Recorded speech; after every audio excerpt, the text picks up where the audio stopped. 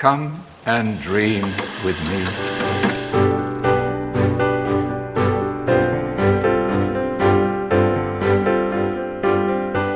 Hello and welcome to What Do You Want to Watch, the Explosion Network's premier media podcast. Every fortnight we get together to talk about movies, TV, and online content, and help you answer the question, is Grogu a rip-off of Gizmo? I don't think so, but you know, they do look similar. I'm your host, Ashley Hobley. Joining me today, Dylan Blatt. I mean, maybe it's a fair call. Yeah. But Who's to say? Like Yoda came out first, right? Yeah. Did he though? Yoda doesn't look like Grogu. So You know, all babies of things look the same, right? all babies look the same. Yeah. Yep. On today's show, we'll be talking about what's going to watch history, becoming some news, giving some thumbs to trailers, talk about this week's top 3, giving an update on this year's movie fantasy critic draft thing that we started at the start of the year and have not talked about since. Good job. Kicking things off, the final episode of Ms. Marvel released after last week, our last episode. Of course, we've been talking about each and every episode over on All in Marvel Cast. But Dylan, what do you think of this season of Ms. Marvel? Yeah, definitely. I feel like it's definitely one of my favorite MCU series. Oh well, how many is there? Like 5? Yeah, it's in my top 3. Definitely in the top 3. I really like It's in the top 50%. Yeah, it's in the top 50%. I really like the character. I really like the actress. I generally like the show. I feel like it has a few pacing issues, and it sort of would have like potentially helped to have an extra episode or something just to help smoothing out things there. But overall, really enjoyable. Can't wait to see more of Ms. Marvel. I think it was a great introduction of a character to the franchise or series, whatever we call it, universe. Yeah, I really enjoyed it as well. I had a really good time. I heard somebody say something that I thought was probably very accurate. There was definitely a case of the showrunners not being sure if they were going to be able to do more. So they put stuff in that, you know, if they were like, hey, if they were guaranteed more time, they would have like held off and put that potentially down the road. What I'm talking about is they take a major detour to another country for 2 episodes, which kind of breaks the flow a little bit. But overall, really fun. Definitely a great cast, loving family. Iman Vellani should be protected at all costs. I'm excited to see her in whatever things they throw her into going forward. I mean, it's confirmed that she's going to be in the Marvels next year, which is filming at the moment. So, yeah, very excited for the future of Ms. Marvel in the MCU. So, yeah, definitely check that out and check out all our discussions over on All New Marvel Cast. We both went out and saw the new movie, Where the Crow Sing, a story of a young woman named Kaya who is accused of a murder. And while that court case is going on, they flashback to retell her life growing up in the marshes of Louisiana or Mississippi. One of those, yeah. One of those states. Growing up with an abusive father who eventually deserts her, and her kind of fending for herself for several years, and the multiple relationships she builds up over the years. It's very much like a romance. It's, I guess, in my mind, it's kind of like an American fairy tale, because there's elements that are like, that no way would work if it wasn't a fairy tale. Like, she is dressed really nicely all the time. There's no mud or anything. Any of her clothes. My biggest complaint about this movie is she's just not wet enough. You know? They're like, she's so shunned as such an outsider. I'm like, why? Because she lives in a house in the bush? Like, because, like, she lives in a house in the bayou? Like, oh shit. Like, I really failed to connect with what exactly I guess it's a classism thing or something, but like it's just really portrayed. It's terribly. a classism thing because it is also set in the late 60s. Yeah, it's just like I kind of got it, but like the way she looks, the way like just the way that it's explained and told, like I'm like I understand what you're trying to like what the idea is as a classism thing, and the best they portray that when she's a little girl and she tries to go to school, she has no shoes and whatever else. But like after anything aside from that, it just was portrayed terribly because she doesn't really seem like an outsider at all, and you don't really understand why everyone hates her so much, like to the degree they hate her. It's not even like just slight glances of like, oh, the weirdo that lives, you know, on the outside or whatever. It's like everyone in town's like, she walks in, everyone's like, oh my God. Like she's like got two heads or something. You know what I mean? It's just, yeah, a bit weird. Yeah, absolutely. I think Daisy Edgar Jones is really great in it as Kaya. I really loved Michael Hyatt and Sterling Mesa as the Madisons. Who run the shop. The store owners, yeah. The only people who are nice to her. Yeah, they were good. They were great. I definitely enjoyed Tate, the guy who plays Tate, Taylor John Smith, and Harrison Dixon does a good job at playing someone who you don't like. I hated the romance on both sides. Like the problem is that not Tate the nice one. What's Chase. his name again? No, Tate Chase. was a good. Tate was the nice one.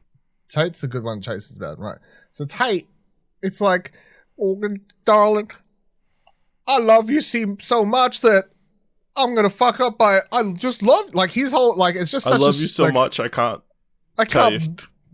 Like it's just and then the opposite end of that is the opposite end of that. He's gonna fucking rape you, right? You know what I mean? Like it's just like two very, very black and white sort of written characters. You know, there was not much nuance there. No, so again, fairy tale-esque. And then there is the whole mystery of how the murder of this person took place, how it takes place. I will say I enjoyed the final moments of the movie. I'm like, that's cool. And then, like, an hour later, I'm like, you try to think about it? Yeah. Yeah. Yeah. I'm like, this makes no sense. Yeah. Without spoilers, I don't know how. Yeah. Yeah. Can't get into it, but yeah. No, I agree. Yeah. Yeah. I agree. So that was a thing. But yeah. Enjoyable, I guess, for the most part. Yeah, look, I'd give it a 5. Maybe 5. I'd probably 5 or 6. It's enjoyable. Like, enough. I enjoyed the time there. Yeah, it was fine. I mean, so yeah, that's in cinemas. Taylor Swift song plays in the credits. There you go. Yeah, it's pretty solid. Yep. You know, definitely trying for that Oscar this year. I've been watching What We Do in the Shadows. The latest season just dropped. I don't know if I talked about the first, watching. I caught up. I don't think No, I don't recall you saying you actually watched the rest. So it's great. It's a lot of fun. Yeah. Really enjoyable. Fantastic ensemble cast. Everybody in is very funny. I guess kind of spoilers. Like at the end of season 3, Nadia goes to the UK to become part of the Vampiric Council, the international council. Nadia goes on a quest for self-discovery, going to try and find where he used to live, and then Matt Berry's character, Colin Robinson, the emotional vampire, dies. Oh shit! But then births like a cocoon, a baby version of himself. Oh, okay, cool. And Matt Berry stays behind to raise this child, hoping to raise it to be the most interesting baby possible. The opposite of Colin Robinson. Does a baby vampire age? Like, how does that work? Just very slowly. Well, it's an emotional vampire, so it's completely different. It's a subset. It feeds off okay. People being bored and stuff. So yeah. First episode, they're all back. They all come back to the house, but it's all decrypted, and there's it's bad. And then there's shenanigans happen. You know, it's good times. I really enjoyed it. I think you should definitely be watching What We Do in the Shadows. Great cast. Yeah, very funny every single episode. So that's streaming on Binge at the moment. Dylan, I told you need to watch The Rehearsal. Yes. We talked about the trailer last week. No, you didn't. You didn't. Like, so just to clarify, everyone, Okay. Friday night we finished recording something else. I'm like, oh, it might go away. You're like, you should watch this. I was like, oh yeah, I'll see if I can fit it in before we record tomorrow night. You're like, what are you doing tonight? What are you doing? What else you doing? Like, fucking hell. So You're not juicy, doing man. anything else that's going to be more interesting than this. Yeah, do watch the fucking show. Anyway, I'll watch the show, obviously. Yeah. Verdict? Very good. So this for people who look, I was gonna watch it anyway. Like, you just, I'll watch it tonight. If you didn't make it to the segment of last episode. Yeah, if you didn't did we talk about it last episode? Was Yeah, it last episode. Really? Holy Yeah. shit, time flies. So yeah, last episode we talked about it in Thumbs for Trailers, right? So the trailer like sets up this series in which someone sort of, I feel like the trailer mostly showed stuff from the first episode, like at least from my memory. So the first episode on the series like focuses on this guy who like really wants to tell his best friend a secret, and the secret is that he said he has like a master's degree in something, but he doesn't. This whole time he's been lying, and he wants to tell her this. So to help do that, the guy, I can't remember what's Nathan the host Fielder. name? Yeah, Nathan Fielder, there you go. He like sets up and does this whole thing where he like builds a like replica of the bar they're going to go to, and they run through all these scenarios so he can like sort of rehearse literally a live conversation, and he's going to do all this sort of stuff.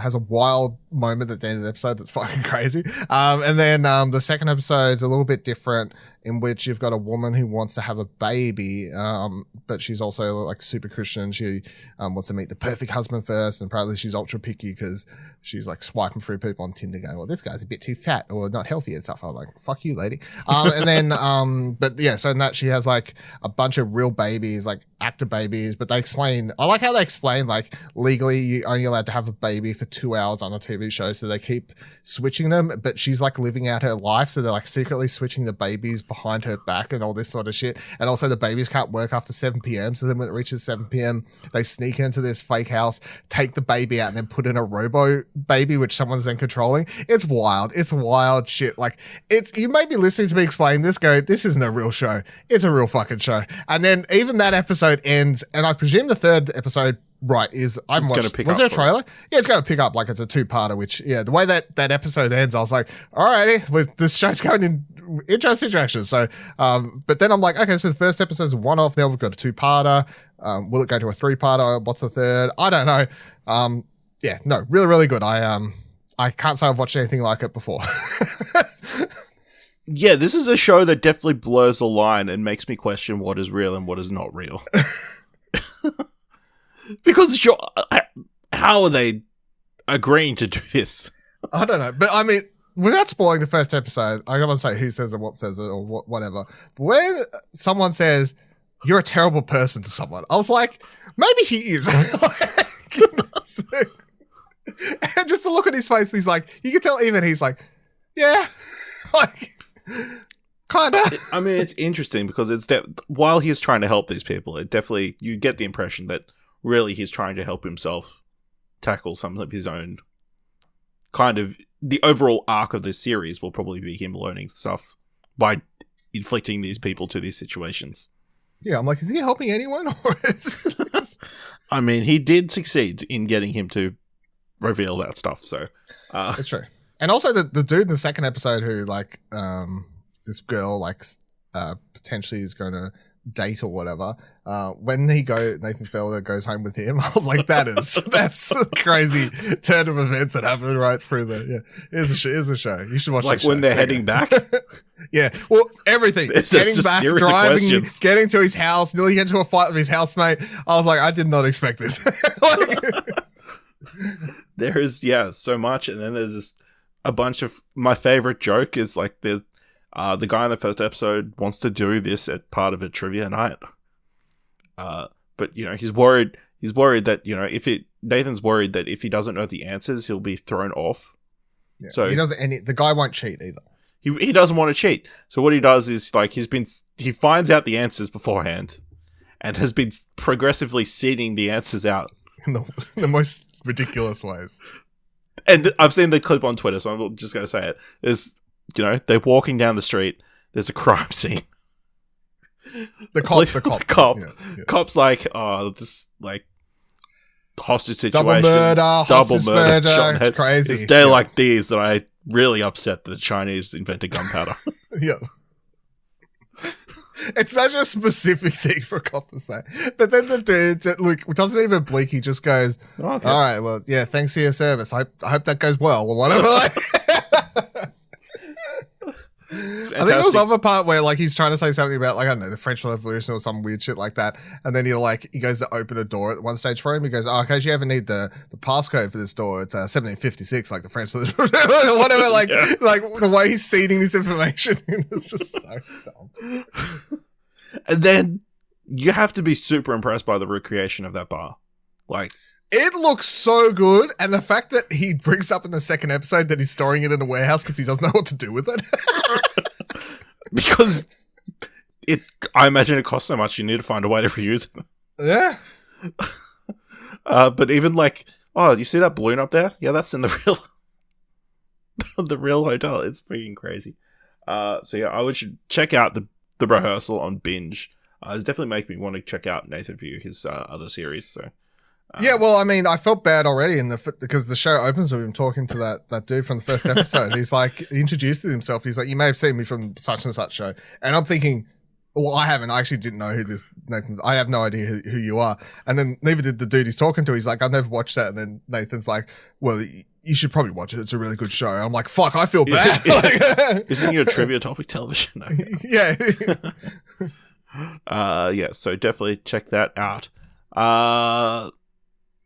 Dylan, you watched a couple of documentaries. You watched This is Gua. This is about the music it's a rock band. Right? Yeah. Who I first saw in Viva La Bam when I was in high school. So there's an episode where Bam has them come in and do like a rock concert and like piss off his parents and do all that typical Viva La Bam shit, right? So that's the first time I ever saw them. And then I started listening to their music and whatever, like pseudo following along to them and like reading up about them. So like I knew who they were going into this documentary. I wouldn't say I was a super fan or anything, but I did, I knew enough to and I'd listen to their music and stuff.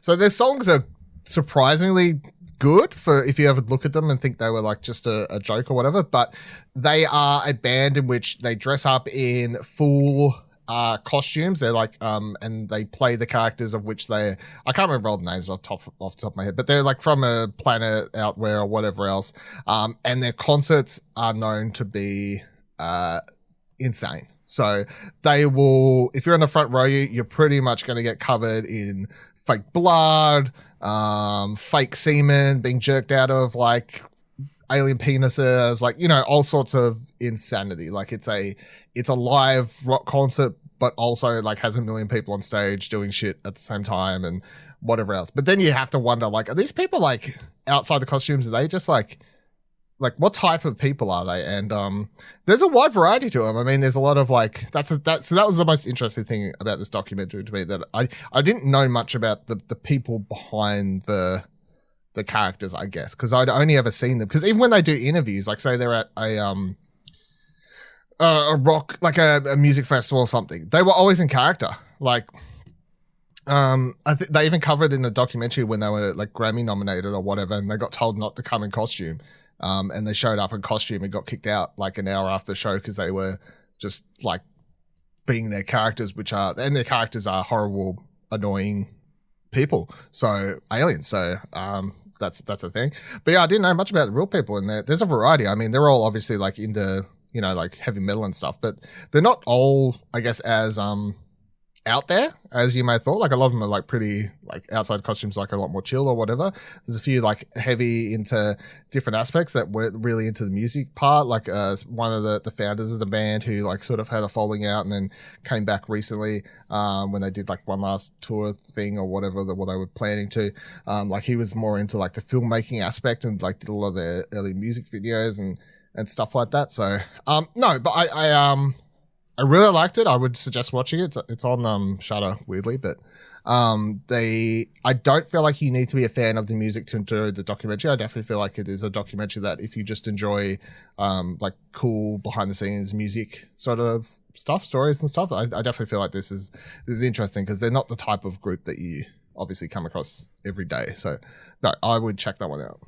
Awesome. You also watched Star Wars Kid: The Rise of the Digital Shadows. So I've watched. I can't check into the other two. Well, they wouldn't show up. So I watched this. Okay.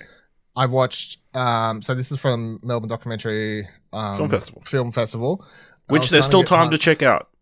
It runs till the 31st of July. So. And I want to try and get reviews for these, but fucking time is a blur at the moment. So I did watch this. What else did I watch? I watched the Ice, whatever that one's called. I can't remember the full movie title, but it's about Vanilla Ice.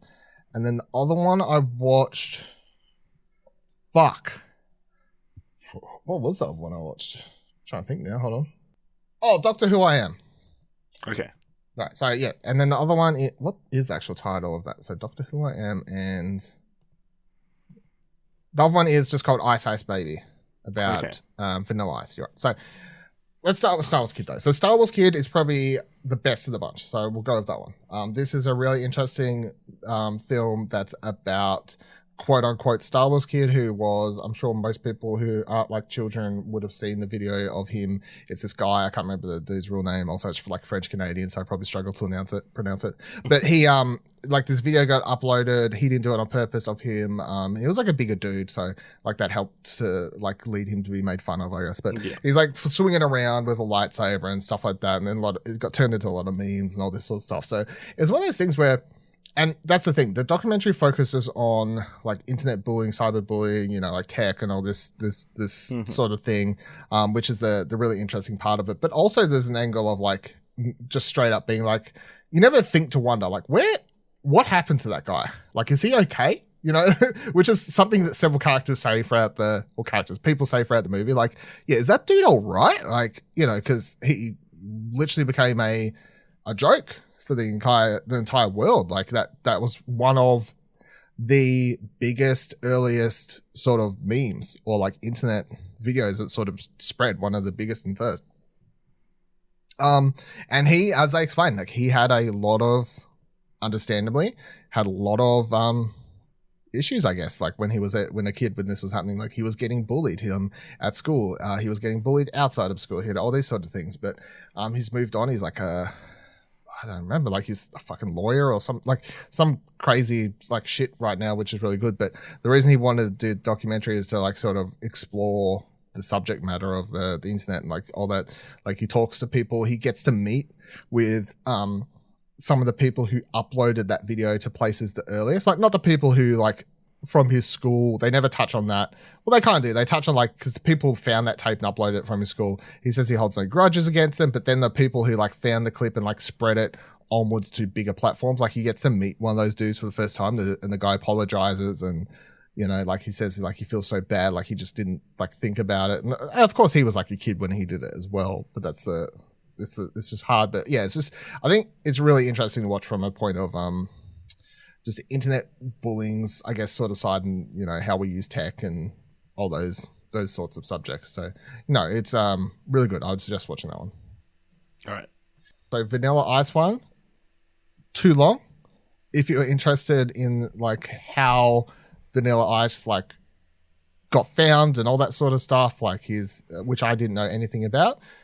That's all covered in here. I found a lot of that interesting. I did feel like a lot of the subject matter was stretched a bit too long, and there wasn't quite enough here to last the entirety of the documentary. And then Doctor Who I Am, I found really interesting because it's about the guy who wrote the Doctor Who the movie, how that happened, how he's treated at conventions, how he feels about Doctor Who fandom right now.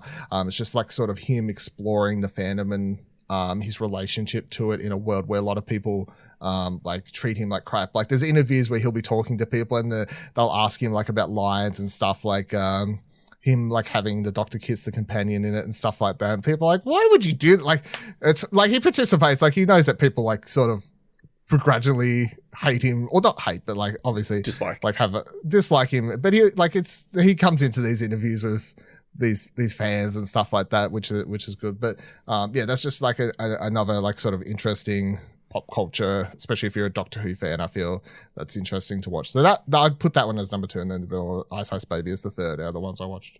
Awesome. So yeah, check out Melbourne in Documentary Film Festival. Again, you're available to go online till the 30th of July. I checked out The Rescue on Disney Plus after talking about their trailer for 13 Lives last week. So this is the documentary following the divers involved in the cave diving expedition to rescue the trapped football, like soccer team of kids, back in 2018. Interesting factoid, they weren't allowed to like cover any of the stuff about the actual kids because Netflix got the rights to those. So what? Yeah. Such a weird thing. So yeah, it's purely about the divers and like which I suspect the movie is going to be focused on that from that aspect as well. Not necessarily kids sitting in a cave like trying not to die, I guess, which in hindsight that's probably the diver story is probably far more interesting than the kid story, I would imagine. I mean, I feel like the kid story post the cave would be like really that would be like interesting. how they dealt with the trauma and stuff, I guess. Yeah. So yeah, it's pretty much the story of these cave divers, which is a very niche diving community. It's like they do crazy stuff. They like dive very, very deep into very small gaps in near pitch dark. It's like, for most people, the question is, why would you do this? And there's not really a good response in my opinion. The answer is, so when kids get stuck in a cave, they can get them. Yeah, so it pretty much explored like details exactly what happened. There's a lot of news coverage from all over the world. There's like even like from Australian networks, they've got clips in there as well, detailing how difficult this process was, how many people were involved in the process. Like they were like trying to like pump out a lot of liquid, a lot of water out of those caves. As someone who like followed the story, like I guess from afar, it's like, oh, they're still in the cave. Oh, they're finally out. That's great. I didn't realize how much was involved in the process, how long these caves actually were. Like they were like several kilometers like long. Like they were very far away. It wasn't like you go to a cave, it's like, oh, they're just on the other side of this wall. No, it's very far. And yeah, the lengths that they had to go to see the Navy SEALs try to do what these cave divers can do, but they just don't have the equipment or the skills, because a lot of the equipment that these cave divers have are like handmade, which is crazy. So yeah, kind of exploring the process of having to save these kids. And if you don't know how they went about saving these kids, I would recommend watching this documentary, or I guess check out the movie, because it is wild. And like, it is definitely like they had no other choice but to go this route. And yeah, it definitely paid off, because like as soon as they saved that last kid, like everything went to shit. So it's yeah, incredible story, very well told, lots of like graphics and like told with like recreations, although they like include like the video footage of them filming the kids when they find them for the first time and that kind of stuff. Well, it was put on the news, so yeah, so I'm sure that's easy to access. Yeah. There was I think I saw an interview with like the directors, because they were pushing like for Oscars or whatever, at like a round table, and it's like there was a lot of rights issues that they had to handle, because obviously it's an international story, lots of different people there to talk to, so yeah, I think it's really fantastic. So I recommend checking that out if you want to prepare yourself for 13 Lives. That's the movie, which comes out next week. So yeah, I recommend checking that out.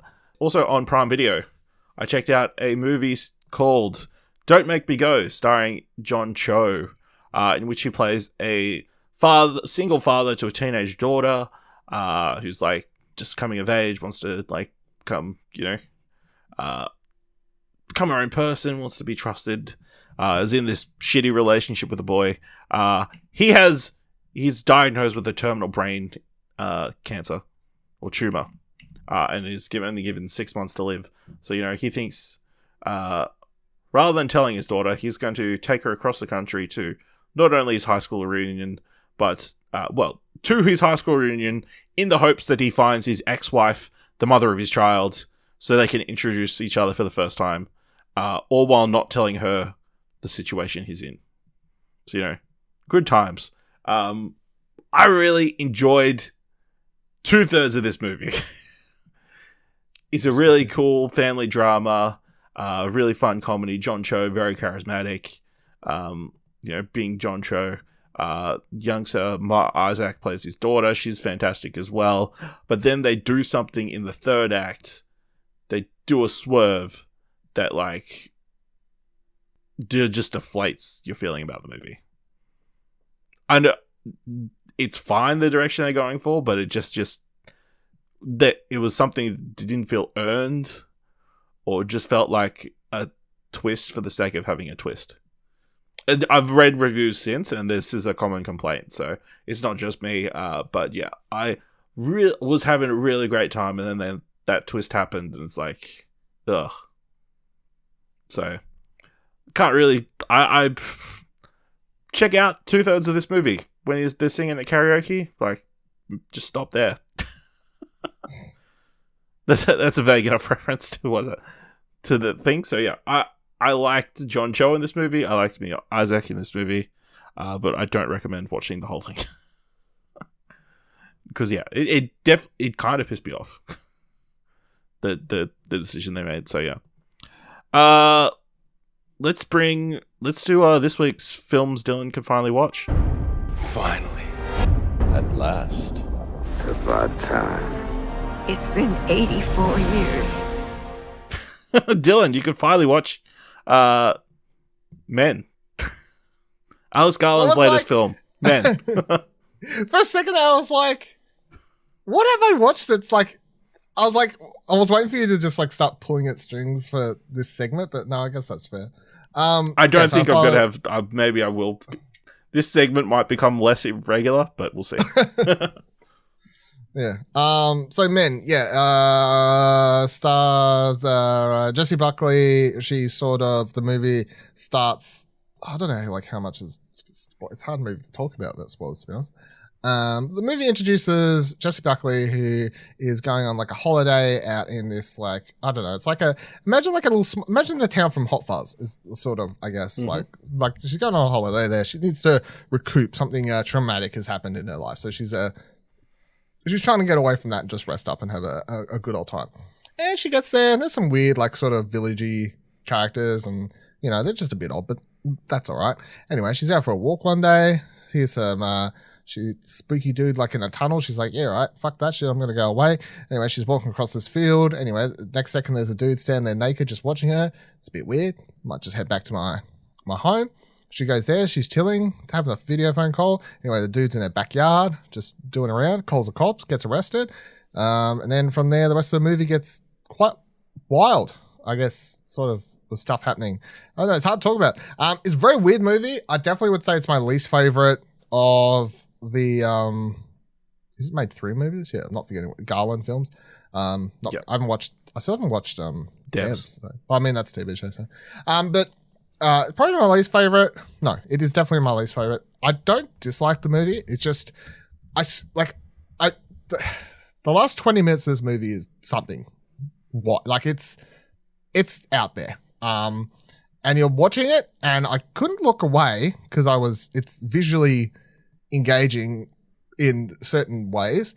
But also, I was just scraping my brain trying to work out what it all meant. And I feel like I have some idea of what the idea of the film was and what it was going for. But I also feel like it just tried too hard to be really metaphorical and, you know what I mean? Just too much down that rabbit hole rather than actually having a movie where, you have some metaphor, but also there's enough story that's engaging on the forefront without having to scrape your brain for information like that, which I guess it kind of does. Like Jessie Buckley's character's story is like understandable enough to understand why she feels how she feels about certain things. But yeah, I would say it was okay. It's definitely not going to be for everyone. It gets fucking weird, but yeah, it's fine. I don't know. Maybe I'd give it like a 6 or a 7 at the most, probably.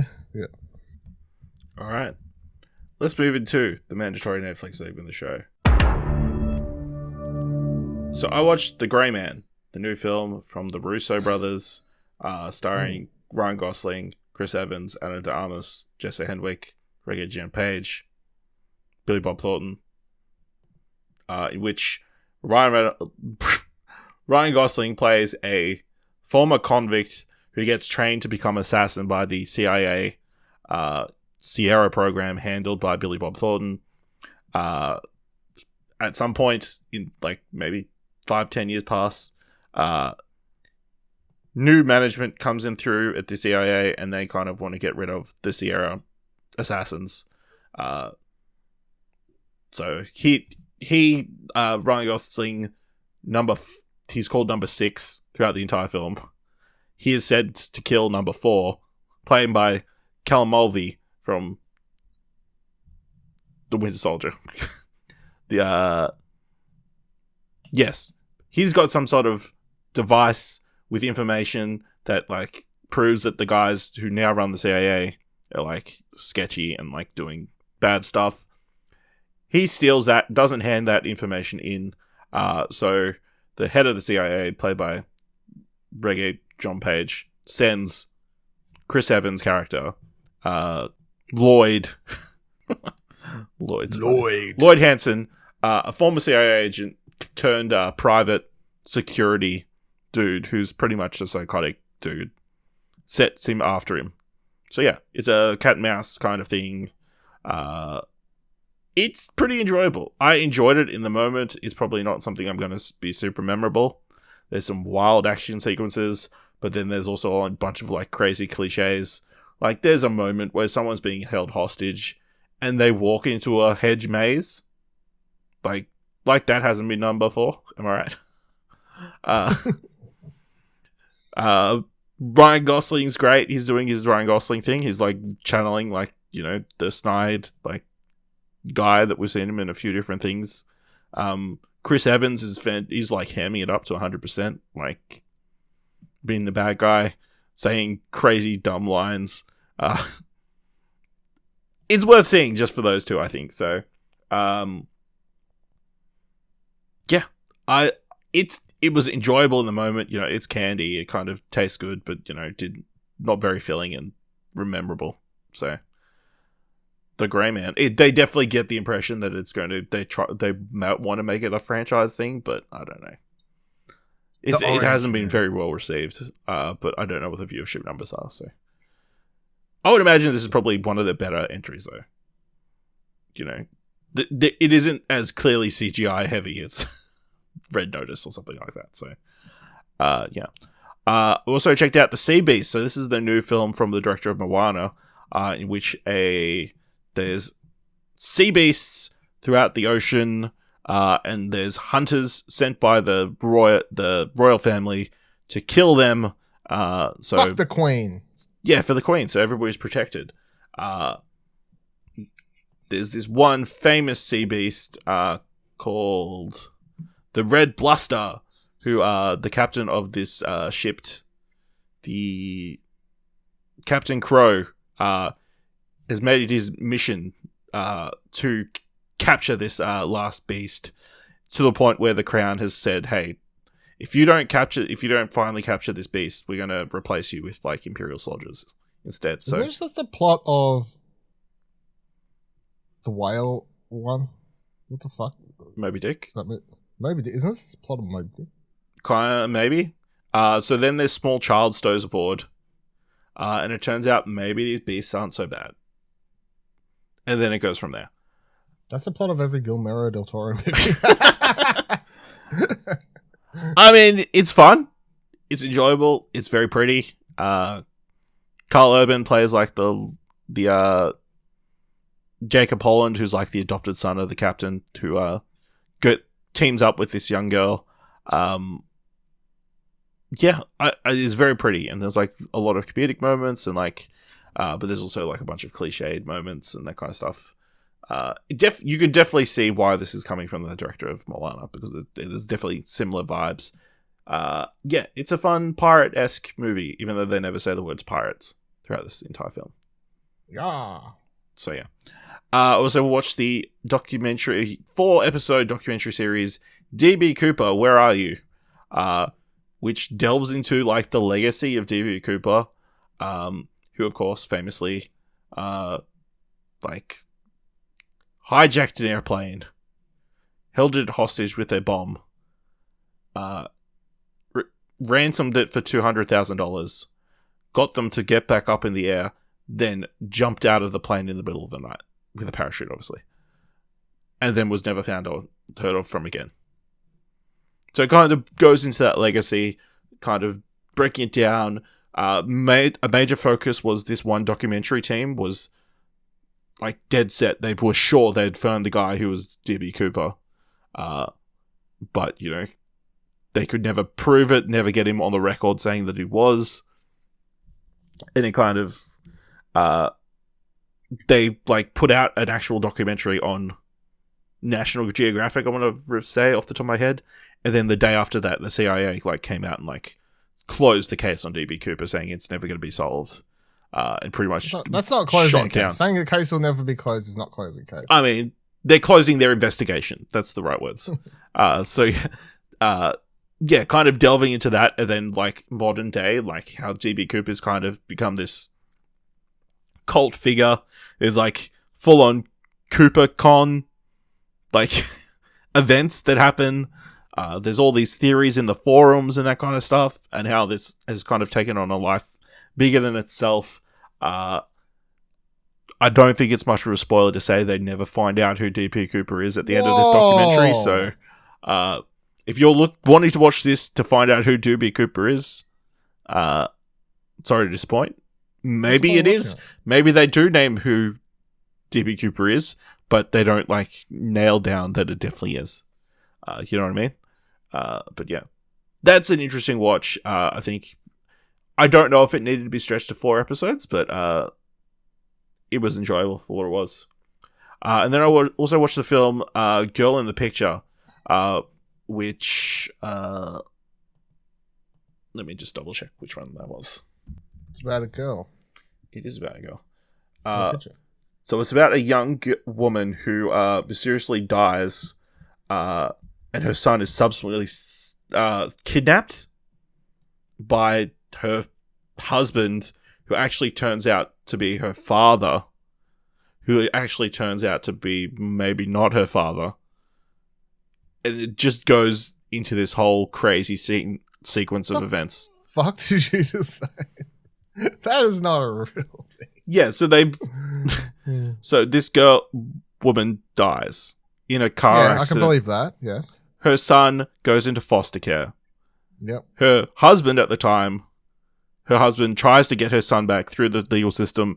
They don't let him have him. He abducts the principal of the childcare that her son is in. Okay, following. Yes. Gets his son, dumps him on the side of the road tied to a tree. And then, so he couldn't follow? No, dumps the principal. Right, okay. And then disappears. And then they're showing images of the man and the woman who got killed on the news because, like, they're trying to find them. And people who know her from high school call in, knowing, I know her. And the name is not the name that is in the news reports that they know from high school. And the man that they say is her husband was her father at the time. So there's all these different layers to this story, and it's definitely a story about trying to find out who this woman actually was, because there's like there was an author, a writer who comes in later down the line who wrote a book about it, wanting to learn, like, find out who this woman's name is and that kind of stuff. So really interesting. So, not to spoil it, but do they actually have an answer? Or is yes, there's a resolution to this. So yes. Okay. Yeah, so there is a ending that feels They tell you you who will the girl feel in the picture complete. is? What? They tell you who the girl in the picture is. Yes, they do. Because that was what inspired the writer of the book to write the book. Seeing this girl in the picture who nobody knew who actually was. Okay. And yeah, this story is fucking wild. Was and, it like, DB Cooper? It was not DB Cooper as But yeah, this story is crazy and heartbreaking and like all the things in between. So, yeah, if you're into those true crime documentaries, this was one to check out. Yeah, so that brings us to everything we've been watching this week. Let's move into film news. Just say it right off the top. Comic-Con happened over this past weekend. We've been doing daily recap video episodes.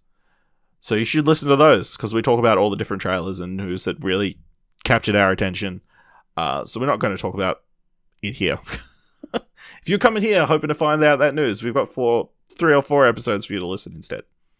That'll prove better use of your time. Finish this episode first. Sure. And then come back. No, then listen to those. Listen, I'm not going to tell you which order to do it in. Just do it however you feel is best for you. Okay. Yeah, Netflix had another quarterly report in which they lost another 1 million subscribers. That's pretty much it. I mean, they've come out and said, hey, guess what? We lost 1 million subscribers. We thought it was going to be worse. And that's pretty much the end of it. They're like, hey, we think we've got a handle on why we're losing so many subscribers. We're hopeful with the ad-supported tier that we're introducing in early 2023 that we'll see a stabilization. But again, another doom and gloom day. I think like shares dropped considerably, but they're kind of hoping that this is the bottom, at least for the moment. Is it? I know we talked about it last time, but is there concern for Netflix going forward? Or are they just too big to fail? Yeah, I feel like everyone has Netflix, right? The problem is that a lot of people I also feel like something that people don't bring up is the fact that they had a global market share on the streaming services, and now that there's so many other options, people are probably dumping their subscriptions to subscribe to something else and then resubscribing to Netflix when there's stuff they want to watch instead of just having Netflix 12 months straight because that was the only thing to have. So, like the fact that there's more competition means that they are going to lose subscribers. People are going to jump and go to Disney if they've got more kids in their family, et cetera, et cetera, et cetera. So, I feel like it's a given. People complain about the content. I feel like still Netflix has a lot of really good stuff, but then I feel like they would benefit. Here's the problem. They would benefit by switching shows to weekly. But if they did that, people would complain that they're trying to get too much money out of them, which they would be. But it would work. Because people wouldn't subscribe for 1 month, watch all of Netflix, and then unsubscribe. They would have to subscribe for a couple months. You know? I thought this article would explain that why in a shareholder letter the company appeared to push back and defend its methodology, though it did not draw attention to the fact that both Ozark and Stranger Things had staggered rollouts of their most recent seasons. As a pure play streaming business, we're unencumbered by legacy revenue streams, the letter said. This freedom means we can offer big movies direct to Netflix without the need to extended or exclusive theatrical windows and let members binge watch TV if they want without having to wait for a new episode to drop each week. This focus on choice and control for members influences all aspects of our strategy, creating what we believe to be a significant long-term business advantage. So, I mean, they're doubling down. They're not going to... I don't think we expected them to ever go to a weekly model outside of, like, the occasionally very rare, like, outside of America, like Rick and Morty just got announced that it's going to come back this week. They'll release weekly episodes here in Australia because that's how they're coming out. But yeah, I think again anybody who knew anything was expecting Netflix to eventually lose subscribers because there is so much competition. Is all the other competition going to stick around? I don't know. Is it just a case of them waiting them out, being smarter with their spending? I think they said they're going to cap their spending at $18 billion a year, which, I guess when you compare it to Unlimited is a bit of a paring down. But I guess we'll see how they go for the rest of the year. Stranger Things is probably the thing that kind of saved them. Like, people subscribe to Netflix at least for that month to make sure they watch Stranger Things. But also, what is Netflix's biggest hit? Stranger Things. Squid Game. That's true, Squid Game. So, they just have to keep it. You never know what's going to be the next big hit, unfortunately. So,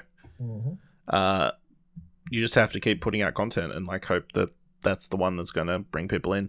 Of course, the ad streaming revenue thing is going to release next year. According to their economics, it's going to be much more favorable for them compared to the primary ad-free one, which makes sense because you're going to get more money from advertisers every month than you will one subscriber every single month, I guess. I see people complaining about this. I don't feel like it's a problem, personally. No, because if you're paying for the non-ad version, why would you care? Matter. Yeah. People are like, oh, just bullshit. It's like, well, pay for it then. Pay the extra couple of dollars. Although I will say, apparently, obviously Netflix plans to launch it, but not all shows that are currently on the streaming service will make the cut. Ted Sarandos admitted that the cheaper tier, which will be rolled out on Microsoft as externally and sales partner, will not have all of its licensed content. Obviously, this tier will be able to include all of Netflix's original series, but the streamer still licenses a large amount of content from the US studios and international distributors, and it is in talks with these partners about making some of these shows available. So yeah, that makes sense. That makes sense because they would have paid for a licensing fee in a particular like ruling or whatever. Yeah. And now that if they're putting ads on it and they're making ad revenue off it and not off a singular subscription services in which they originally the revenue stream is changed. Yeah, that makes sense. Their revenue stream has changed, so they have to renegotiate. That makes perfect sense. Yeah. Interesting tidbit from this. It was announced like after all this bad news broke down. Netflix is moving further into the world of animation with the acquisition of Australian studio Animal Logic. The company is responsible for work on films such as Happy Feet, The Legend of Guardians, The Hours of Ga'Hoole, The Lego Movies, and Peter Rabbit. It comes out after Netflix CEO Reed Hastings said last year that it is building on its animation unit with the hope to compete against Disney in family animation. Streamer's animation slate includes the likes of Over the Moon, Academy Award nominated Klaus, and the recently released The Sea Beast.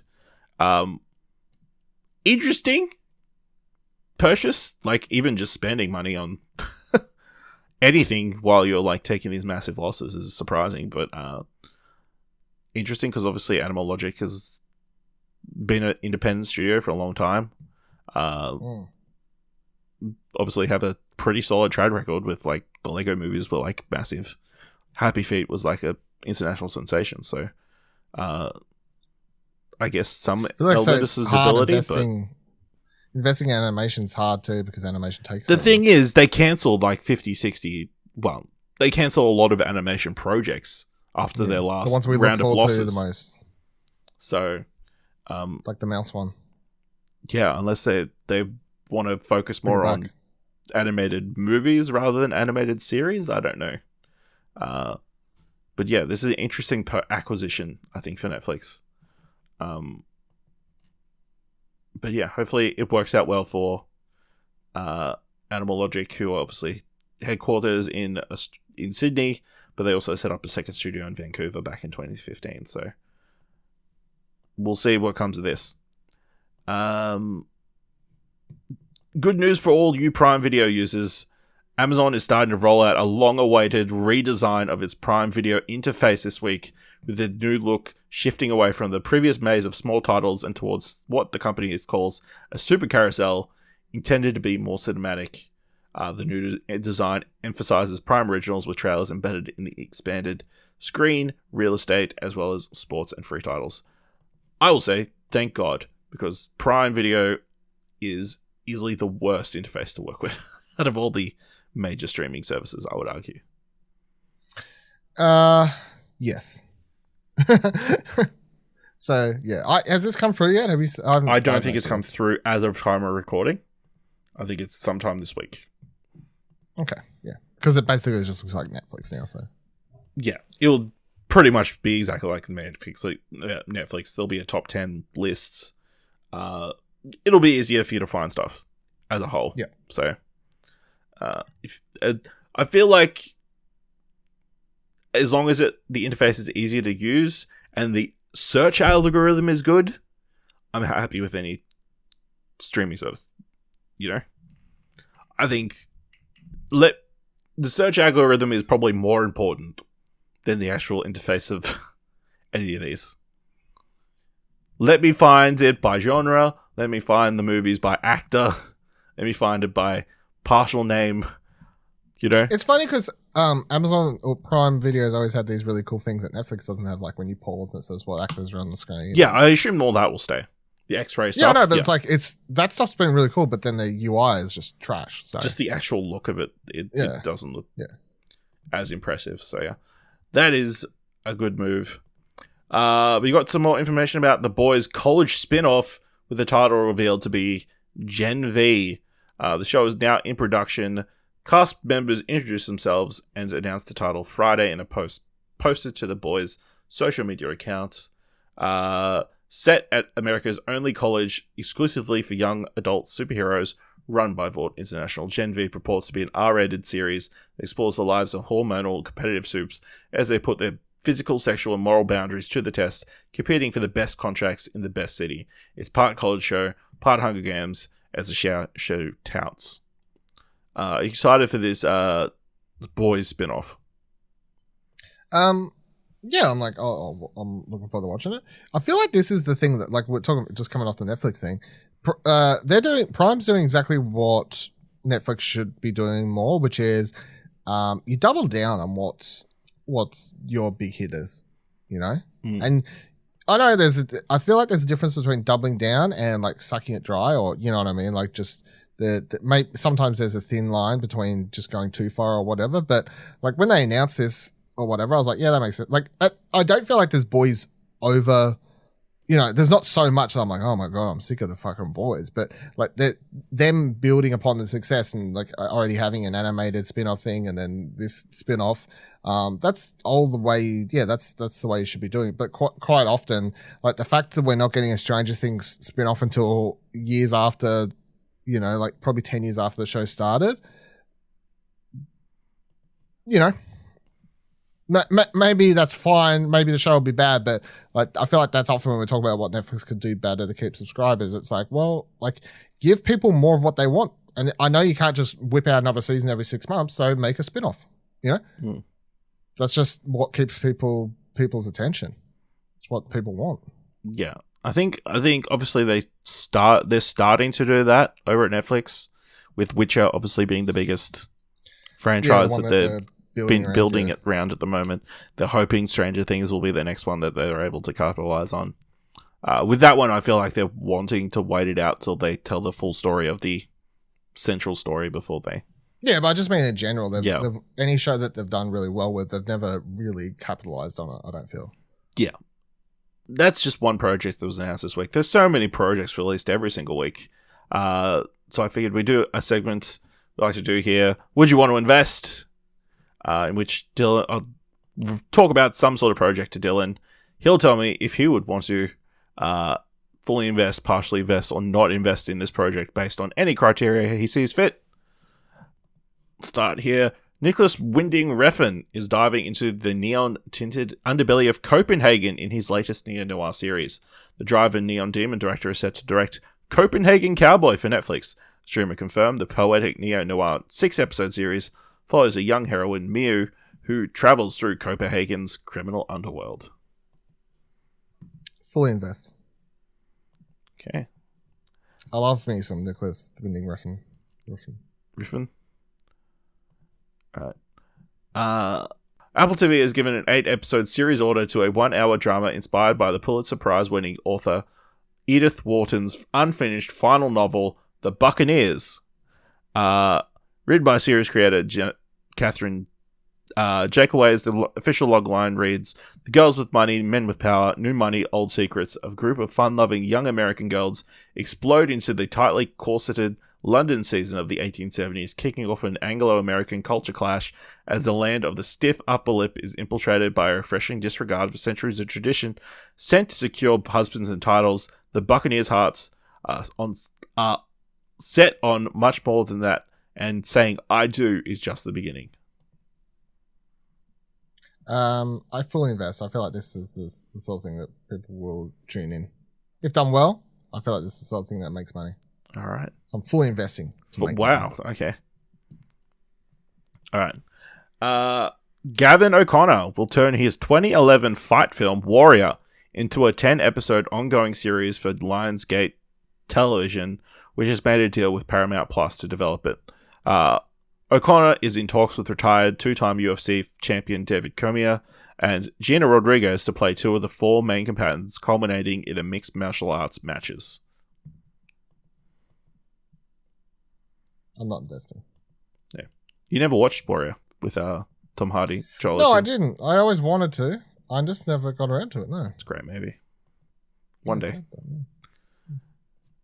Yeah. Karen Gillan, Margaret Sophie Stein, Jermaine Fowler, Kevin Neal, and Talia Balsam have all joined the cast in the stellar Lisa Steen director comedy Late Bloomers from We're Doing Great and Park Pictures. The film is written by Anna Greenfield, who is loosely based on her experience living in Brooklyn in the 20s. It centers on Louise, an aimless millennial who drunkenly breaks her hip, landing her in physical therapy. There she makes an elderly Polish BFF who speaks no English, and in this unlikely friendship that gives her the courage to face what she's been running from all along, her mother's early onset Alzheimer's. Hilarious. I'm not investing in that. All right. Skydance Media and Mattel have teamed up to make a live-action movie based on the Matchbox die-cast toy vehicles. Dom Granger says, "We are thrilled to be working with Robbie Brenner and his amazing creative team at Mattel. Pairing Skydance's unique and premium elevated action-adventure entertainment with the incredible legacy of the Matchbox brand is a fantastic opportunity. There's a shared experience for everyone who has played with a Matchbox vehicle playset where they create their own inventive action sequence, and we're excited to craft a worldwide adventure film worthy of such imagination." Fuck Matchbox. Hot Wheels forever. So no money for this one. That's no invest. Get fucked. This is the craziest one out of all of them. And we've talked about a bunch of Mattel properties that are currently in the works, including Hot Wheels. So I don't know what they're doing here.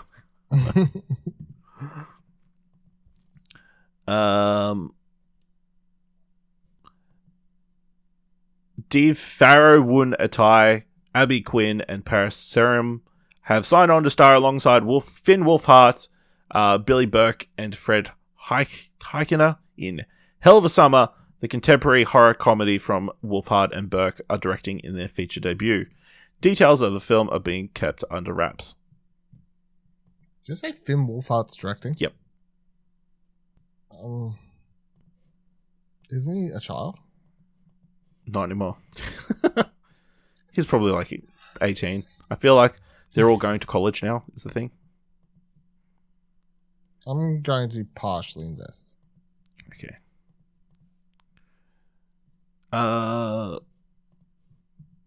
Andrew Garfield, who landed his first Emmy nomination for FX limited series Under the Banner of Heaven, is headlining another limited series project, Hot Air, which is hitting up the streaming marketplace.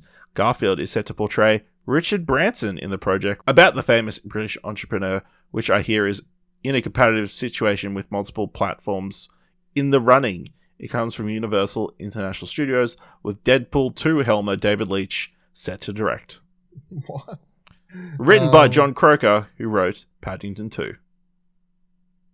Oh, fuck. The 6-part Goodness. Hot Air is based on the book Dirty Tricks by award-winning investigative journalist Martin Gregory. I'm gonna partially invest.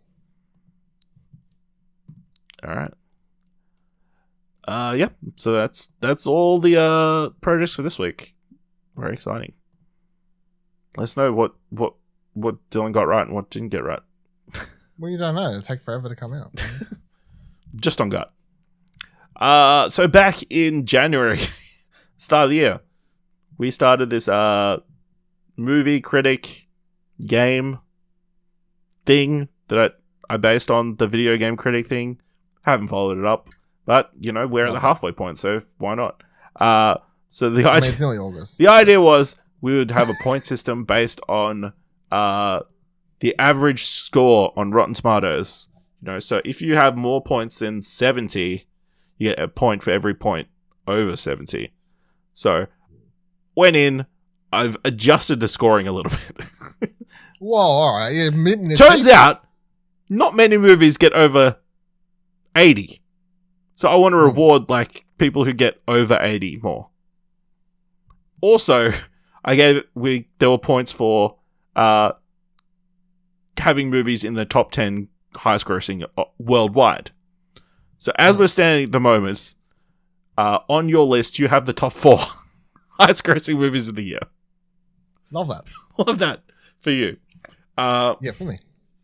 So as we sit here at time of recording on the 24th of July, the points are me on 63 points, Dylan on 122. So this has not been working well for me, mainly because, admittedly, a lot of my movies have not come out. Unfortunately, 2 of those movies are not coming out this year, and thus give me a score of 0. Which did you pick that got delayed? Spider-Man Across the Spider-Verse, Part 1. Yep. And then I was confident that Ari Aster's film Disappointment Boulevard was coming this year, but it got pushed to 2023. Yep. I still have to come Don't Worry, Darling, and the wildcard entry of Halloween Ends. But then I also put down Killers of the Flower Moon, which we do not have a release date for.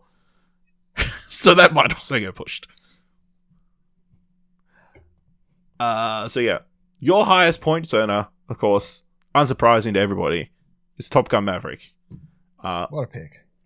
Which nets you 24 critic points and then 20 box office points for being the highest grossing movie of the year. So. Hell yeah. Yeah. And so you're also missing 2 movies. Operation Fortune you had down on your list. Hey, it can still come out. That's just disappeared off the radar. It could drop any moment, It can still come or it could just never come out. Who knows? And then DC League of Super Pets will be out later this year. So highly likely I'll put an article together for later in the week with this. But now we're also going to add an extra 3 films for the second half of the year. So seeing as I'm losing so badly, I think I should be able to pick film first. That's fair. That seems fair. And my pick is going to be Black Panther: Wakanda Forever. Listen to All New Marvel Cast where we rave about the trailer from San Diego Comic-Con. So Dylan, what do you want to pick? I'm going with She Said. Solid pick. Might talk about Which we'll talk about later. We might talk about.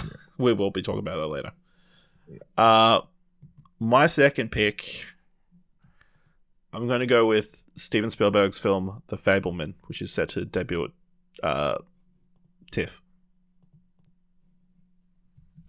My second pick, I'm going to go See How They Run. Okay. My final pick. Ooh, there's some pretty good choices here. Still. I'm going to go with Babylon. Damien Chazelle's film starring Brad Pitt and Margot Robbie. My final pick, I'm going to go with Bros. Bros. Okay.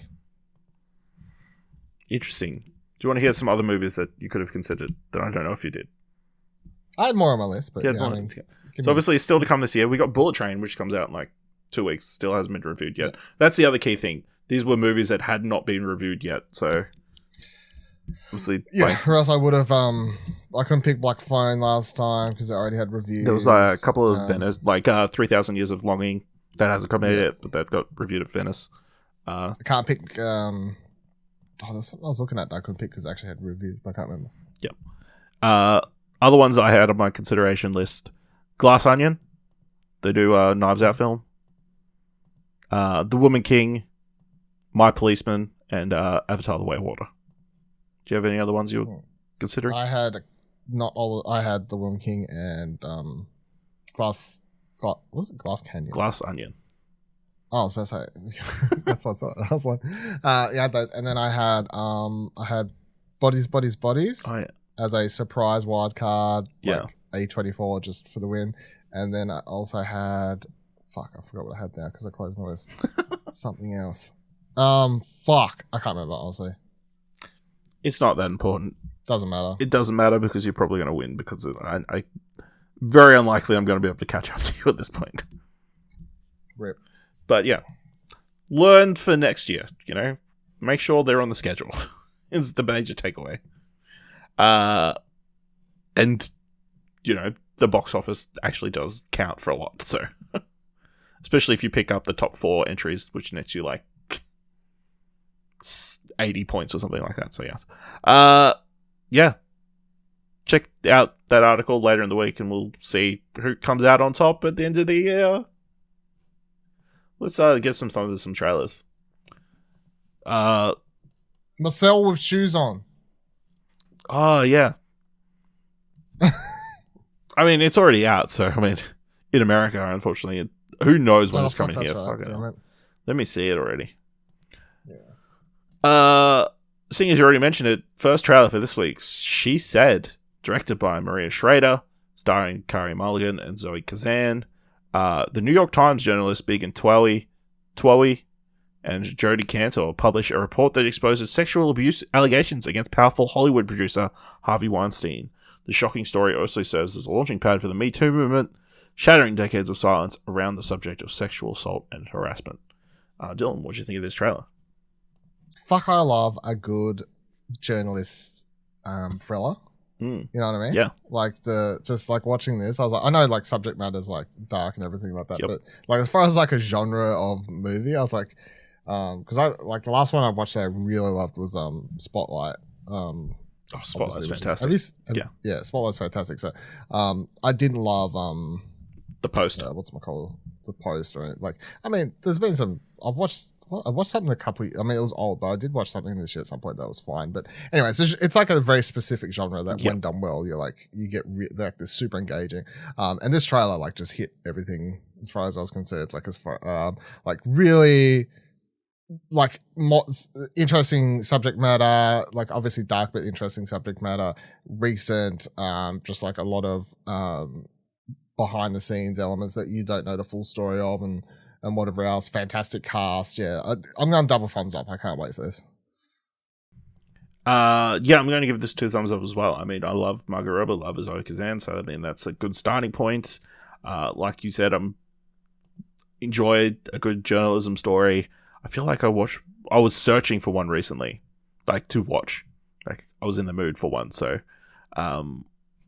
yeah. You watched Bombshell as well last year or the year before as well. Yeah, that was the other thing. Bombshell, which was fine, but not. But hopefully this is better. So yeah, looks really good. Directed by the person who did Unorthodox as well. Yeah, which is the Emmy-winning miniseries. Got Andre Braugher. That's a win for me. So yeah. Different hair color. Yeah. Yeah, very exciting. So this is coming to cinemas here in Australia, 17th of November. So look forward to that one. Next trailer, I Love My Dad, directed by James Morosini, starring Patton Oswalt, James Morosini, Little Ray Howery, and Claudia Sawilski. After Franklin blocks his father Chuck on social media, Chuck catfishes his son by impersonating a waitress named Becca online. Chuck then agrees to drive Franklin to Maine to meet Becca, knowing that it might be the last straw in their father-son relationship. What do you think of this trailer, Dylan? I'm very keen to watch this. Watching the trailer though, I thought straight away that there's no way you're going to watch this. It is the exact type of comedy you don't like. The exact type of comedy that I do not enjoy. It's cringe-inducing. Is literally the most awkward situation that you could possibly imagine. Yeah. But as a trailer, very well done. Yeah, I'll go double thumbs up. Double thumbs up for concept, like the idea of like a based on a true story or true event or something. Yeah, based on a true story. I think I've seen this story like float around. Like, unsurprising that this would be something that actually has happened to online, like this father trying to connect to his son and accidentally catfishing him. Just the visual representations of their conversations and that, and like, air kissing each other. I don't know. That's a thing. That very amusing. Looks funny, but definitely not my brand of humor. Or like, I struggle with the cringe. So this one is coming out in America on August 5th. No Australian release date. So Lil Ray Howie being like, this is incest. He's like, it's not whatever. It's very funny. Next up, we've got The Patient, created by Joel Fields and Joe Weisberg, starring Steve Carell and Domhnall Gleeson, a psychotherapist who recently lost his wife finds himself held prisoner by a serial killer with an unusual request to curb his homicidal urges. Dylan, what do you think of the trailer for The Patient? This is Dexter, but with a different twist. Condensed. That's what I was thinking. Like, it's just like, it's like Dexter, but the guy like kidnaps a therapist to hold hostage to help him not kill people. Yeah, I guess. I'm gonna double thumbs up though. Really good trailer. I'm intrigued to at least check out the pilot or something along those lines, or the first episode, whatever they call it these days. I feel like it could either be like drag. I feel like it's the sort of thing that could drag too long as an idea though. Like, you've got a very short fuse on it as far as a concept is my problem. But you can't keep someone kidnapped for 10 seasons or whatever you want to do. No, it's a miniseries, so. Okay, good. Yeah. 2 thumbs up from me. I think Domhnall Gleeson looks amazing in this, like as this killer. Yeah, I didn't actually recognize him until he didn't have the glasses and hoodie on. I mean, that's not shocking. So, no, but like, I didn't even recognize his voice or anything. Yeah, but he's definitely doing a thing and like, just being weird and like, he's acting and like having like wanting his therapy sessions. Like, oh, can we eat while we have this therapy session? While Steve Carell's like chained up in his basement or whatever. So, this looks really good. So this one is coming to Disney Plus on August 30th. So look forward to that. Check it out on Disney Plus, a show about serial killer therapist. Love that for them. Next up, we've got Funny Pages, a new film from A24, directed by Owen Klein, starring Daniel Zolkadri, Matthew Mayer, Miles Emanuel, Maria Desire, Josh Pace. A teenage cartoonist rejects the comforts of his suburban life and leaves home, finding an unwilling teacher and unwitting friend in Wallace, a former low-level comic artist. Dylan, what do you think of this trailer? I double thumbs up. This looks awesome.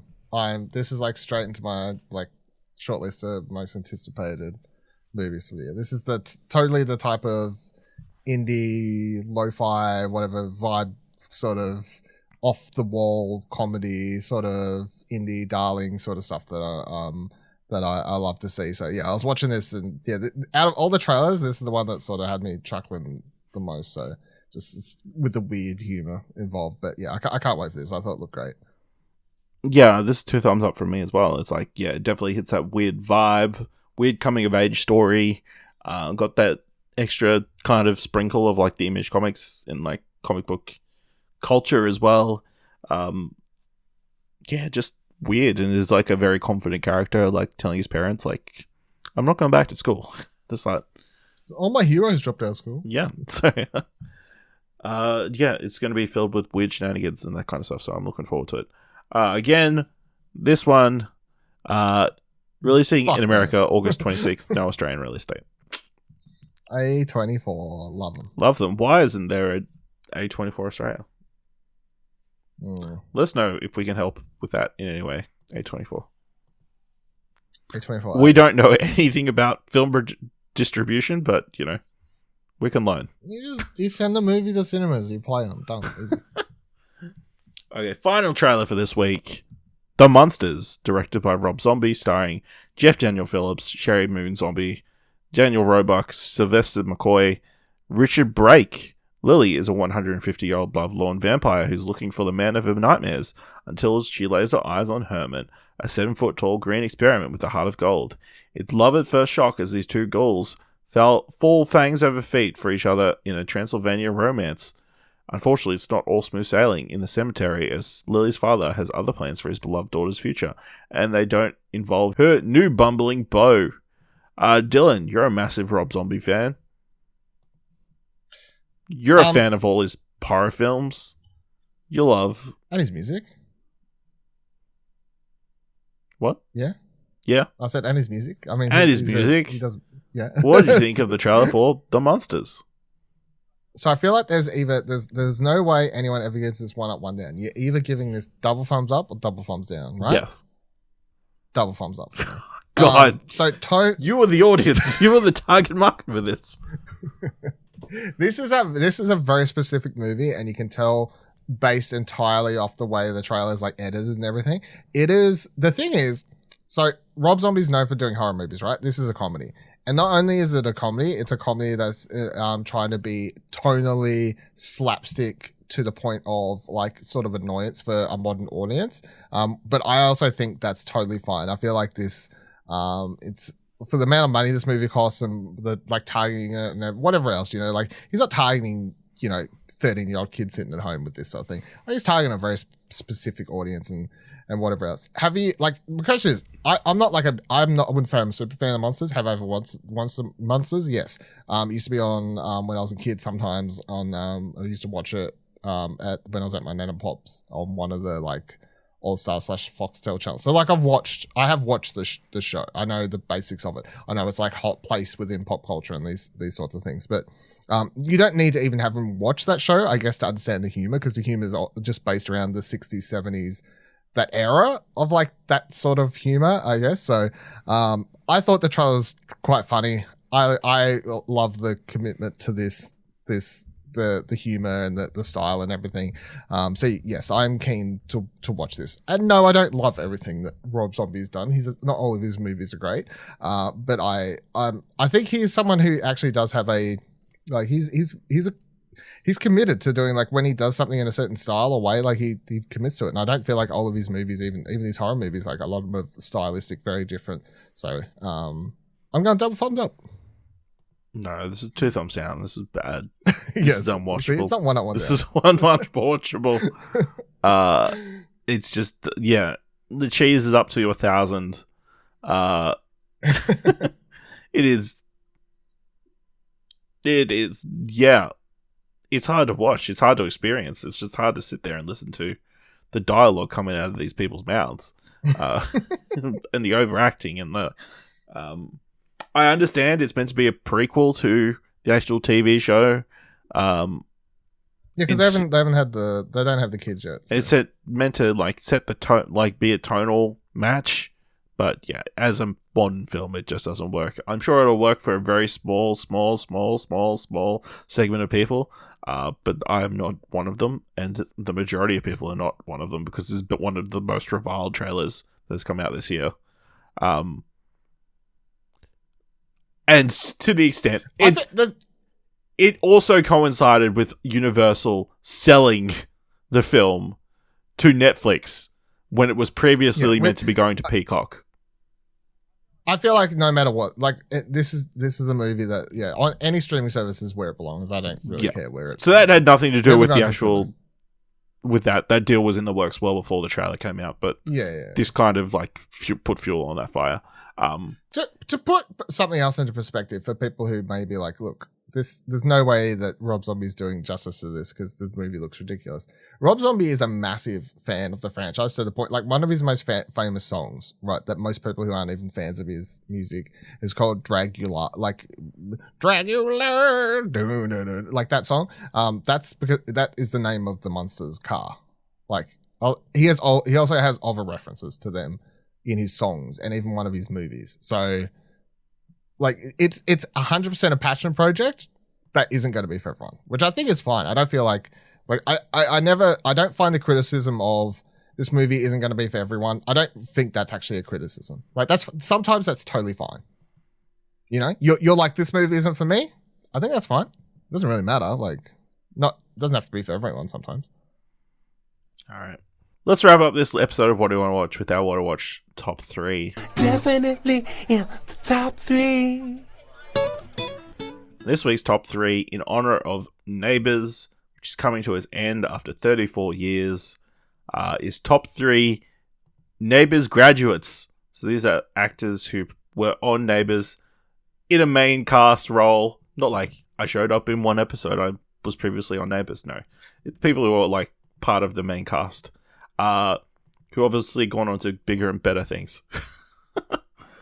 So Dylan, who's your number 3? Chris Hemsworth. No, Time in the Way.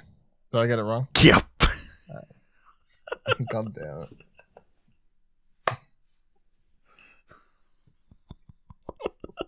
I didn't double check. But I knew as soon as I said it, you were like, fuck. Let me have a quick look. Are you sure? Yeah. Are you sure? I'm very sure. Man, these shows are... I'm a big fan of these shows. I don't know if you know this. Chris... Wait, it says he was in a single episode. In a single episode. Yeah. Fuck. So. Oh, I'll replace him. Who can I replace him with? Oh, yeah? I didn't know he was in it. That'll do. Doesn't matter. Fuck this. Let's go with Guy Pearce. Okay. What? Guy Pearce, major Australian actor. Guy Pearce is a good choice. Guy Pearce is my number 2. So, all right. Let's go. My number 3 is Jesse Spencer, who played one of the Kennedy siblings for many years. Then went on to star on House for several seasons over in America before starring on Chicago Fire many seasons over in America. So, you know, if you're on a major network TV in a leading role for almost 20 years, I think you've done pretty well. So Jesse Spencer is my number 3. Dylan, what's your number 2? My number 2, which hopefully was actually from the TV show Neighbours, is Natalie Imbruglia. Yes, she was. Thank you. I'm pretty sure. Loved her music when I was in high school. Where'd she go? What happened to her? Don't know. Anyway.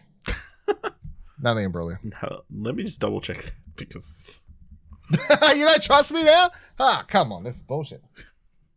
Well, she was only like 3 episodes. No, she was in it for like years, I think. Oh, yeah. She was on Neighbours for a while. Yeah, so my number 2 was Guy Pearce, who obviously one of the biggest actors in the world, well regarded, you know. Dylan, what's your number 1?